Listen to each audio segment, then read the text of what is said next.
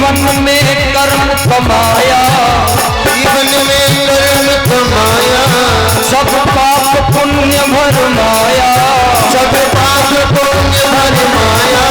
क्या खता हुई है हमसे जो पुण्य नहीं है पाया, क्या खता हुई है हमसे जो पुण्य नहीं है पाया, क्या खता हुई है हमसे जो पुण्य नहीं है पाया।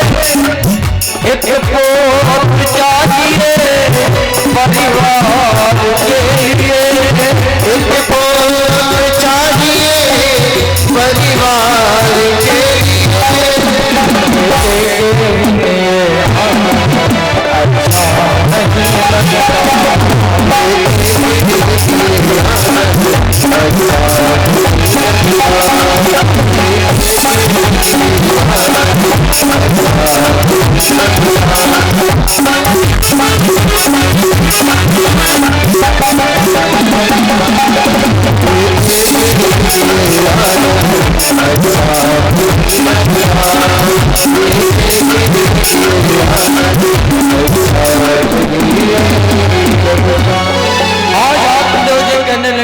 के प्रभु एक संतान एक पुत्र चाहिए। आत्मदेव जी की बात सुनकर संत भगवान कहने लगे, आत्मदेव तुम्हारे मस्तिष्क की रेखाएं हमने देखी है, तुम्हारे एक जन्म नहीं 7 जन्मों में कोई संतान नहीं है। अच्छा, आत्मदेव जी ने इतनी बात सुनी तो दुखी नहीं हुए।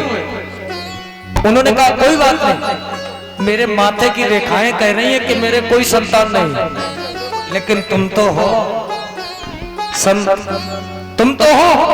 और संत में वो ताकत है जो भगवान के वचनों को भी मोड़ देते हैं, ये संत में ही पावर है। मेरे माथे की ललाट में भले ही संतान ना हो, लेकिन आप मुझे वरदान दो कि मुझे संतान हो। अगर आपने ऐसा नहीं किया तो आपके सामने ही हम अपने प्राण दे देंगे। अच्छा, जब भगवान ने देखा कि ये भी भक्त है और ये प्राण दे देगा तो क्या करें, झोली से निकाला एक फल और आत्मदेव जी को दिया, ये फल लो, घर ले जाना, पत्नी को देना और कहना इसे खाए और कुछ नियम करे। कौन कौन से? सत्यम शौचम दया दानम एवं तु भोजनम। सत्यम, सत्य बोले। अच्छा, आप लोग ये बताओ, जो सवेरे से लेकर शाम तक 2000 झूठ बोले और उनसे आप कहो कि सत्य बोलो, बताओ बोल पे? सत्यम शौचम, सुबह स्नान करें, भगवान का पूजन करें, उसके बाद भोग लगाएं, और जो बिना नहाए जो 10-15 खाए जाए और उनसे कहो शौचम नित्य क्रिया सही रखो, तो बताओ कर पे? दया, जीवन में दया रखें। और जो हर मोहल्ले के लोगों से लड़ना जानती हो वो जीवन में दया कहाँ लाए? एक वक्तम तो भोजनम, एक बार भोजन करें। अगर ऐसा किया तो जाओ, तुम्हारे यहाँ एक सुंदर पुत्र का जन्म होगा। आप देव जी प्रसन्न हो, फल लिया और चल दिया। घर में आए, धुंधली को फल दिया, का इस फल को लो, इसे खाने से हमारे घर में संतान की प्राप्ति होगी। अच्छा, धुंधली का तो नियम है कि जब तक पति देव घर में रहेंगे तो जो कहेंगे वो ठीक है। अब आत्मदेव जी ने फल तो दे दिया और उठाई माला और भगवान का भजन करने चले गए। इधर धुंधली ने वो लिया फल और बीच आंगन में बैठे, बीच आंगन में बैठे और रोना प्रारंभ कर दिया। अब ऐसे वैसे नहीं, इतनी तेजी से रोई कि एक इनकी पड़ोसी बहन है, मित्र है, वो आई रोना देख करके अब कहने लगी रो काहे को रो? धुंधली मैया रोते हुए कहने लगी, तुम्हें नहीं मालूम हमारे पति देव जंगल में गए थे और वहां से लाए हैं एक फल, अगर मैंने उस फल को खा लिया तो हमारे यहाँ बालक का जन्म होगा। और पड़ोसी बहन कहने लगी, इसमें रोने की क्या बात है, ये तो खुशी की बात है। तुम्हारे यहाँ किसी संतान ने जन्म नहीं लिया तो तुम्हारे यहाँ बालक होगा। धुंधली कहने लगी तू भी मेरी दुश्मन है। कहा क्यों? कहा अगर मैंने फल को खा लिया तो गर्भ धारण हो जाएगा और पेट बढ़ जाएगा, और मानो उसी समय कहीं गांव में आग लग गई तो तुम सब तो भाग जाओगे, हम तो मारे जाएंगे, हम मारे जाएंगे। मानो आग ना लगी और कभी सुखदेव जी की तरह 12 वर्ष तक पेट में रह गए तो भी प्राण चले जाएंगे। और सबसे बड़ी बात, रोते हुए धुंधली मैया कहने लगी ये तो सब सहन हो जाएगा, लेकिन सबसे बड़ी समस्या है अगर मैंने फल को खा लिया तो फल खाने से बढ़ना गर्भाधारण हो जाएगा और बदन मजल में पड़े पड़े और मौत प्राण ही जाएगा।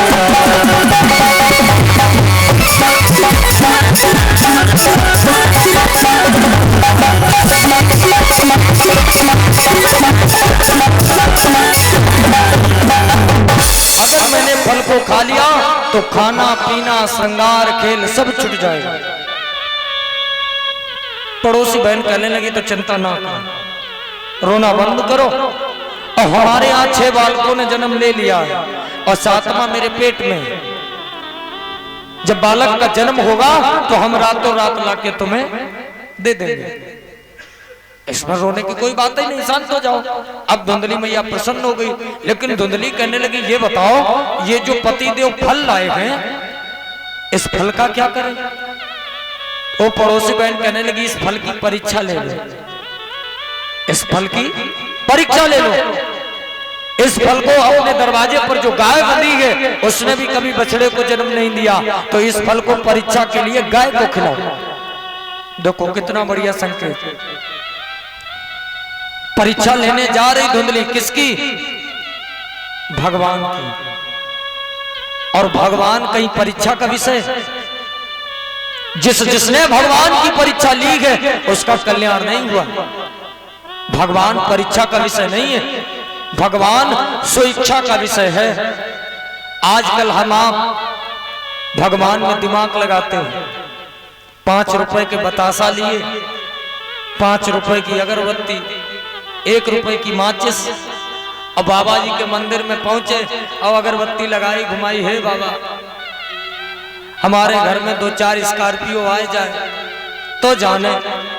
अगर बाबा ने स्कॉर्पियो मंगाई तो प्रभु सच्चे, और अगर ना मंगाई तो भगवान फेर।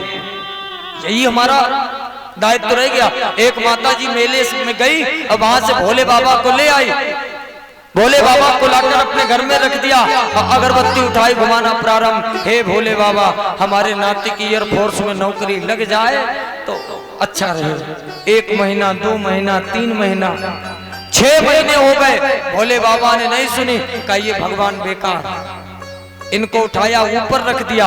अब दुर्गा मैया को ले आई, दुर्गा मैया की अगरबत्ती लगाना शुरू। उनकी भी 6 महीने लगाई, उन्होंने भी नहीं सुना। दुर्गा मैया भी फेल। ऐसा करते करते इन्होंने 10-15 भगवान बदल दिए, 10-15। और जब किसी ने नहीं सुना तो एक दिन बूढ़ी मैया अगरबत्ती घुमा रही थी, लेकिन विचार किया कि भगवान मेरी सुनता क्यों नहीं। एकदम से दृष्टि पड़ी कि अगरबत्ती तो नीचे घुमा रही, लेकिन जो इसका धुआं है जो रिजेक्ट कर दिए भोले बाबा ऊपर, वो धुआं तो भोले बाबा ले रहे हैं। एकदम पूरी मैया के समझ में आया, बस भगवान इसीलिए नहीं जा अभी तक आए। एकदम से आरती बंद और भागी और कमरे में जाके रुई उठाई, रुई और भाग करके आई और भोले बाबा की नाक में लगाने को चली कि हम इनकी नाक में लगाएंगे जो महक ले ही नहीं पाएंगे। जो नाक में लगाने को चली, भोले बाबा प्रकट हो गए कि मैया हम प्रसन्न वरदान मांगो। मैया कहने लगी बाबा तुम भी उल्टे हो, जब तक बतासा चढ़ाए अगरबत्ती लगाई तब तक नहीं आए, और जब नंबर रुई का आ गया सोई प्रकट हो गए। भोले बाबा प्रसन्न हुए और कहने लगे मैया अभी तक तुम ये जानती थी कि हम पत्थर हैं, आज तुम्हें ये तो पता चला कि हम महक भी लेते हैं। हम आप मंदिर में जाएं भगवान से मांगने की आवश्यकता नहीं है। अच्छा, हम आप सभी लोग पढ़े लिखे लोग, आप एक विचार करना, हर घर में बिजली है, हर घर में बिजली है, लेकिन महाराज हर घर बिजली घर नहीं है। हर घर कहीं बिजली घर है? हर घर में बिजली है, लेकिन हर घर बिजली घर नहीं है। पावर हाउस कहीं अलग होता है। तो हम आप करुणा बिंदु हो और परमात्मा करुणा सिंधु है। भगवान परीक्षा का विषय नहीं है। भगवान अपना सीधा प्रमाण देता है। ये हम आप अगर अपने मन में दिमाग लगाएं कि परमात्मा है कि नहीं है, तो सीधा प्रमाण पहला, पत्ते पत्ते में कतरन है। आप देखना, नीम की पत्ती जो है इसकी कटिंग अलग है, आम का पत्ता अलग कट के आता है, पीपल का पत्ता अलग।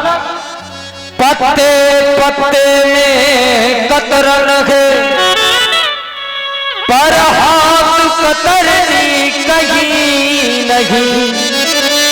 ये कहां से कट के आता है ये किसी को नहीं मालूम, आता है। पहला प्रमाण। दूसरा, कीरी कुंजर को भोजन दे। हाथी को भी भोजन मिल रहा है और चींटी को भी भोजन मिल रहा है।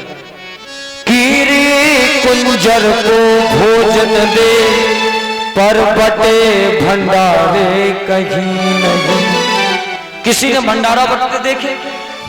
कहां बटे, कहां से आए?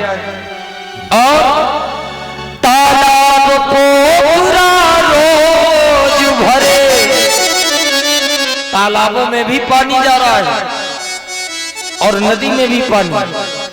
तालाब को पूरा रोज भरे, आकाश में सागर कहीं नहीं।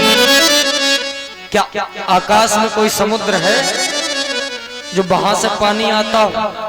लेकिन आता है।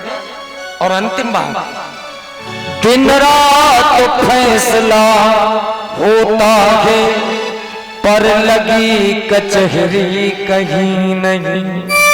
जो जैसा कर रहा था उसे वैसे फल मिल रहे, लेकिन अदालत लगी किसी ने नहीं लिखी। भगवान का प्रमाण है, जैसी करनी वैसा फल, आज नहीं तो निश्चय कल मिलना यही है। फिर भी हम आप दिमाग लगाओ, हम आप जीवन में कहते हो कि परमात्मा मेरी सुनता नहीं। सुनेगा कब? हम उल्टा किए, संसार को रख रहे हो दिल में और भगवान में लगा रहे हो दिमाग कि ये है कि नहीं है। करना क्या चाहिए? संसार को रखो दिमाग में, ये जितना सुंदर दिखता है उतना है नहीं, उतना है नहीं। संसार को रखो दिमाग में और भगवान को रखो दिल में। देखो काम अपने आप बनने लगेंगे। धुंधली मैया ने भगवान की परीक्षा के लिए वो फल गाय को खिला दिया, और जब धीरे धीरे समय आया, वो जो पड़ोसी बहन थी उसके घर में बालक ने जन्म लिया। रातों रात लाकर वो बालक धुंधली को दे दिया। धुंधली ने बदले में बड़ा धन दिया, चली गई। सवेरे धुंधली ने खबर भिजवा दी, ब्राह्मण देव की जय जयकार हो, हमारे घर में किसी बालक ने जन्म लिया है। आत्मदेव महाराज बड़े प्रसन्न, मेरे घर में संतान की प्राप्ति हुई। किसकी कृपा से? परमात्मा की कृपा से। अब आत्मदेव जी ने धुंधली से कहा, देवी इसका नाम रखेंगे, मेरा नाम है आत्मदेव, और हम इसका नाम रखेंगे परमात्मा देव। अब यहाँ पर आप विचार करना, मेरा नाम आत्मदेव और हम इसका नाम रखेंगे परमात्मा देव।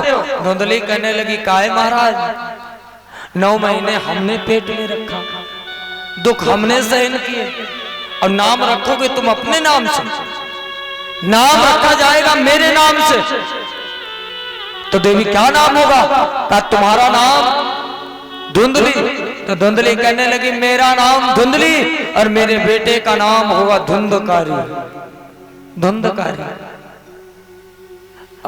आत्मदेव जी ने कहा कोई बात नहीं, नाम में क्या रखा है, रख दिया धुंधकारी।